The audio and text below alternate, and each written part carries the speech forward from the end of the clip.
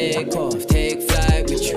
Yeah, we never fly, but we're flying. Hi, welcome to Take Flight episode number 94.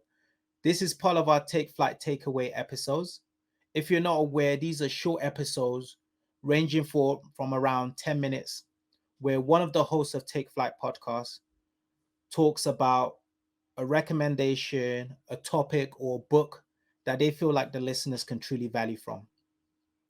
This week's episode will be taken by myself, OLU OKUNOLA. On this week's episode, I want to discuss net worth, give a basic understanding of what net worth means and why I value net worth. We did an episode number 63, called Net Worth versus Self-Worth. If you haven't yet listened to that episode, I highly recommend that you do. Let me start with, what does net worth actually mean? So net worth is a simple calculation that looks at your assets minus your liabilities.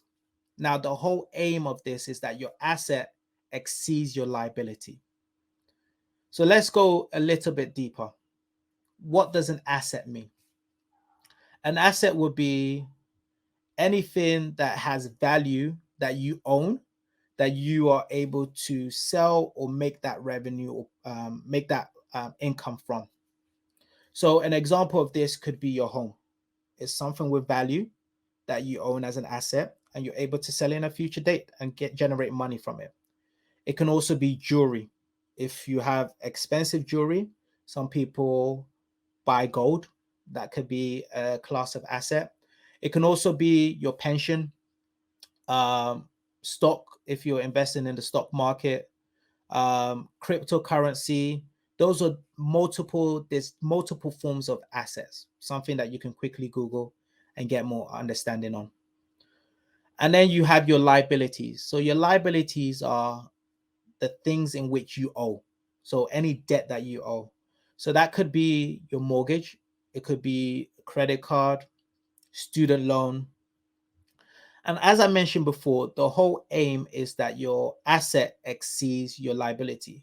But in some cases, some people might not have any assets and only have liabilities, so debt. So their net worth is actually negative because their liability exceeds their asset. But like I mentioned before, the aim is that your asset exceeds your liability. So think about it as a Monopoly game. You're really going around that board. I see that board as the circle of life.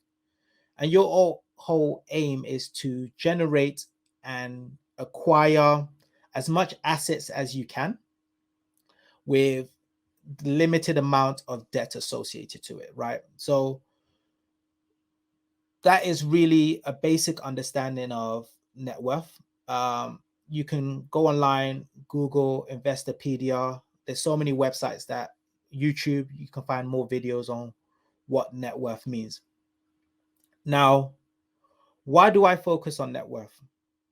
The reason why I focus on net worth instead of salary or income per se is, net worth I see as generational wealth. I see that as what you're able to pass down to your kids, to your family. Now, I have a job, I have a salary, right? That could be 100K, a million. When I pass away, my child can't come into the office and say, hey, I want you to continue paying the salary that was going to my dad to me. No, my employees are going to say, are you qualified? Do you have the experience? You can apply for the job, but you're not guaranteed that salary, right? When I think about my net worth, this is something I track religiously because I understand that this is really your generational wealth, what you're able to pass down to your kids. Now, some of us have experienced sort of going into the cycle of life with zero assets, right? Passed down to us from our parents. And I just don't want that to happen to my kids. I want them to be able to start life with a head start. So that's why I value net worth. And I think you should also value it. Now, the first thing I would say you should do when you're thinking about your net worth is first to just get an Excel, get a piece of paper, and jot down all your assets and all your liabilities. As soon as you have this, you should then come up with a goal. Like, what do you want to reach? where do you want to reach? Now, obviously, that takes into consideration your salary, some of the income that you have, right? It's not realistic if I'm making 10K a year to say, hey, I want to be a billionaire in terms of my net worth. Just doesn't make sense. But looking at your net worth, it's important for you on a yearly basis to say, okay, I want to increase this by 10%, 20%. I honestly believe unless you're able to track something, you're not able to grow it. So that's the first thing. Document, track what is your net worth, and then set a realistic goal based on what your current net worth is, and be aggressive with that goal, right? Now, the reason why it's also really important is because looking at your current assets, you're able to understand what is working for you. So I can look at my assets and say, I own properties.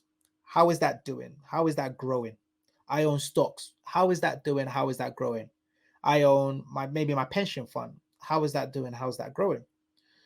And based on that information and data, I'm able to look at what is going well and what is working, and where can I put my money to work. So if I realize that properties are exceeding in terms of growing the most in terms of the assets I own, it makes sense to be investing in more properties. If I realize, you know what, my pension is growing faster than my properties due to the fact that maybe my employer has some sort of contribution, then maybe I'm going to aggressively contribute more to my pension so that I'm able to grow that pot or fund of money.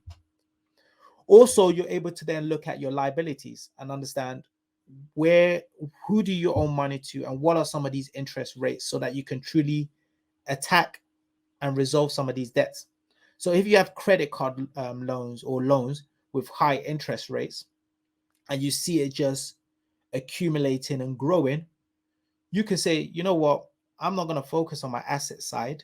I can truly gain more net worth. Remember, the equation is asset minus liability, by aggressively reducing my liability. So tackling those high interest rates will allow me to have more in terms of my net worth.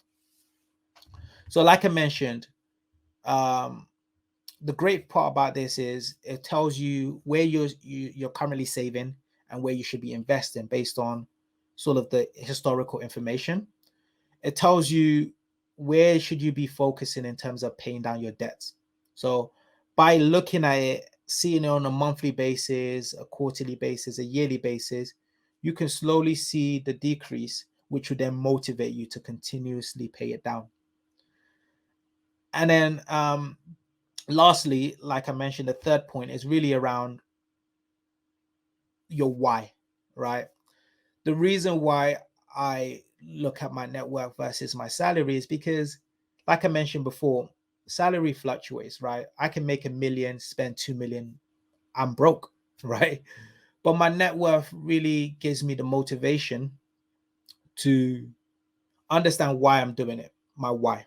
And my big why is really making the lives of my family, wife, and kids easier. So by acquiring as much assets as possible and seeing that in my net worth and setting an aggressive goal, I'm able to look back at life when it's all over and say, I was able to generate this and pass it on to my family. And this is going to continuously grow in my bloodline. It's just the saying, right? You hustle not for your first name, you hustle for your last name. And that's really why I focus on net worth. So if you do have any feedback, feel free to leave us a comment at Take Flight Podcast on Instagram, or you can send us an email at takeflightpodcast@gmail.com. Take care and have a great weekend. Peace. Take off, take flight with you. Yeah, for we never fly, but we're